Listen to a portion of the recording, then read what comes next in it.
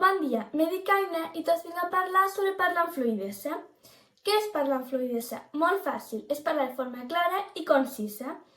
És a dir, no entrebancar-nos quan parlem ni quedar-nos en blanc.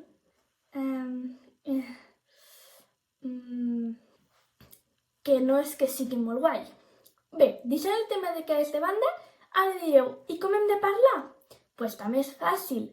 Hem de parlar de forma clara i concisa, com ja he dit. És a dir, que hem de parlar en un bon to de veu, per a que tot el nostre públic ens pugui sentir. No hem de parlar com els xiquets petits quan fan una actuació de teatre. I la princesa va vindre i... No, ni com aquell amic que tenim que es passa el dia cridant. Pues allò que te deia, que ahir vaig anar a la plaça i vaig veure... No, perquè el nostre públic no està a 200 quilòmetres. Llavors, si parlam en un to de veu adequat, ens sentiran a la perfecció. Tampoc ha de parèixer que el tema ens avorreix moltíssim, perquè si ens avorreix, o nosaltres fem veure que ens avorreix, el públic s'avorrirà. I si el públic s'avorreix, perdrem el públic. I pues no és bo perdre públic. Com ja he comentat, hem de parlar amb seguretat.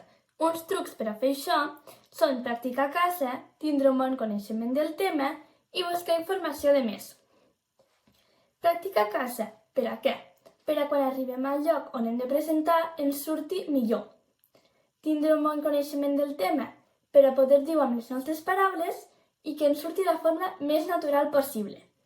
I buscar informació de més per un motiu bastant important, perquè sempre tindràs coses a treure si inclús no estan al guió o a la presentació. I també perquè a la gent sempre surten preguntes de la nada, igual que els mestres, que et fan preguntes que no saps ni d'on se les han tret, i allà el teu cap t'explota perquè a tu t'han dit que jo no entrava en el tema, que no havies d'estudiar i ja no saps què fer. I claro, quan tu contestes és molt probable que et surti erròniament i llavors quedes malament davant la classe. Quedar malament davant la classe o davant del teu públic no és bo. Espero que tots aquells trucs, consells i coses que us he explicat sobre parlar amb fluïdesa us ajudin a parlar amb més fluïdesa. Adeu!